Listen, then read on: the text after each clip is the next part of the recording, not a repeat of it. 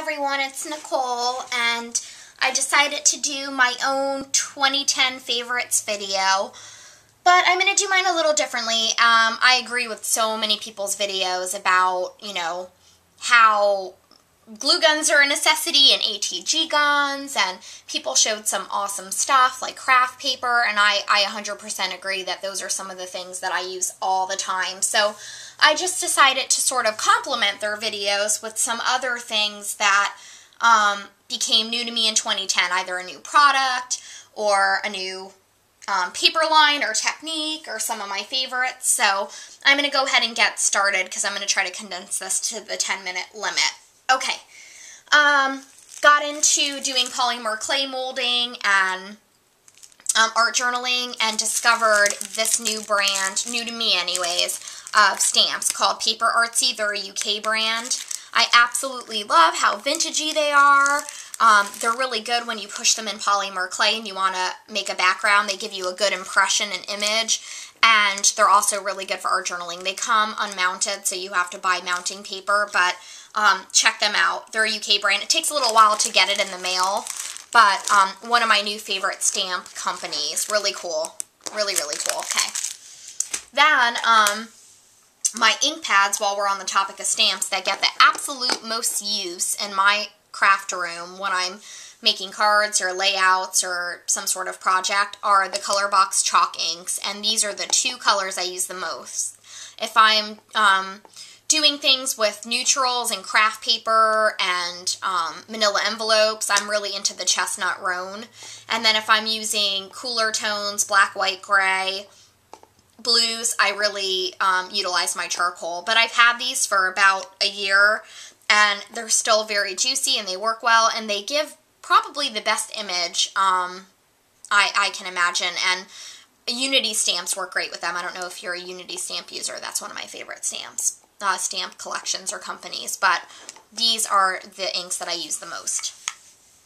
Then in terms of tools, or products that I use that are in my scrap bag, really love, this came out at the very, very beginning of last year, and it's from Basic Gray, and it's the rub-on tool. I don't know the exact name of it, but this gives you the best rub-on image. Nothing is worse than when you're trying to put a rub-on down, like an expensive one, let's say a Hambly, and your image doesn't come out clear and then you can't reline it up. It's so frustrating, and this just really does good. It has a ball end that's for smaller parts of the image, and then it has this big one that you can really rub down if it's a large part, but it works really, really well, and I think it only runs about $68 for this. Then this Quickie glue pen is another one of my favorites, my favorite number 4. These are in no particular order, that I just got, and it's really good. It's got this very small tip, the size of a pen, and it's really good if you have a Cricut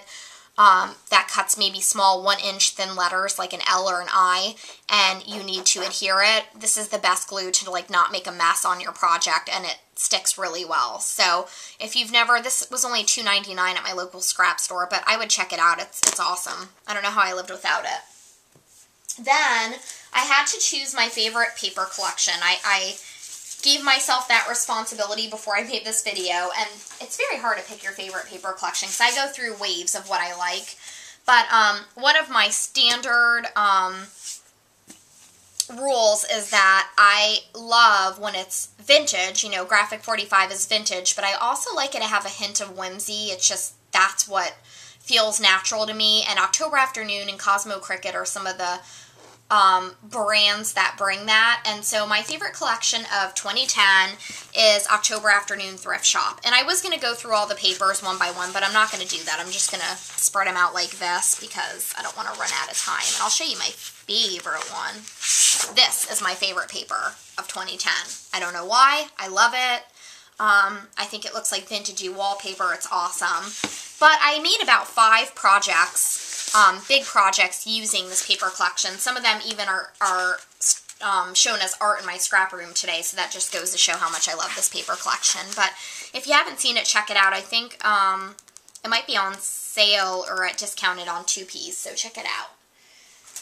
Then, this is an embellishment that is not new, but I found myself using it more and more this year. And what I like about thickers are that they come in different materials, and not only that, but each material is so versatile. Like, these letters are fabric, these are felt, these are foam, glitter, vinyl, those are more vinyl, chipboard, foam, glitter, material, puffy,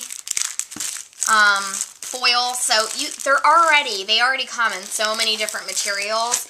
But on top of it, like these white ones, I've used in multiple products. I've inked them, I've distressed them, I've used stickles on them. You can do so much. These pink ones right here, where are they? I just used on that 12 by 12 layout that's on my blog, and I distressed the hell out of them, and I love them. So, thickers have grown on me in 2010. Then, I'm not going to talk too long about it, and if you guys are interested in knowing more about it, I'll be happy to do a review video, but bought this Canon printer just at the end of 2010. I've used it a lot, and it's absolutely awesome. I would call this my best buy and find of 2010. $200 printer. I got it for $50 on Black Friday, and it came with paper and 2 cartridges, or photo paper. It works awesome. I love it. There's so many great things about it. It has some downfalls, what product doesn't, but it's very, very good. So if you guys are interested in getting it or want some sort of review on it, just leave me some comments down below, and I'll make sure to put that there for you. Okay, then, another embellishment that I really grew on me this year are glimmer chips. And a good example of how versatile they are, even if you don't like glimmer mist, you can use Lindy Stamping products on them, you can paint them, you can use distress ink on them, you can glitter them, you can do all kinds of things. But if you've watched Marion Smith's video where she shows you, she just put it out maybe like a week ago, how she makes a glimmer chip frame look like wood. That shows you how versatile they are. I didn't even know that was a glimmer chip until she showed her tutorial. So I really like these products. They grew on me, and I have a few different packs of them, and I tend to hoard them, but I really like them. I've worked with them, and they work really, really good. Then, another thing that I think grew on all of us this year is the Industrial Chic charms. We all know that these charms were like the hottest charms that came out on the market at Michael's. They're semi-costly, those of you that haven't bought them, meaning that, you know, they range from $3.99 to $5.99 depending on which ones you get, and you only get 3 charms, but they're such good quality. They're so unique looking, and about twice a year Michael's has a 30% off sale on them, or you can use a 40% off coupon. See, I've been hoarding this one because it has a G for my last name, so I'm just waiting on the right project to use that on. And then, last but not least, my number 10 thing, trend that I've sort of got into, and some of you have as well. And let me just lay everything out so that I can explain my thought process here. Just some examples from my stash. Adding wood to projects. I am so addicted to adding wood. Wood pieces, wood embellishments. I find myself in Michael's and Joann's wood sections. I've gone online and bought vintagey wood pieces. I just love adding wood to projects. I like that you can ink them and paint them. You can wrap ribbon or floss around this. You know, these little numbers are great for identifying dates and stuff like that. I use these as borders. I paint them and crackle paint them, and then cut them with a miter saw and use them as a border. Love the Scrabble pieces. So I just love using wood in general on projects. I use them as feet on things I alter. So if you haven't really gotten into that, highly recommend it. I got all these edge pieces for $1.97 on clearance at Joann's at the beginning of the year, and I've just been using them like mad. I bought like 3 of each. So check it out, but I hope this just complements some of the other videos, and I'm glad I got to share some of my 2010 favorites, and I'm looking forward to a new year, and I hope everyone else is having a great new year as well. Talk to you soon.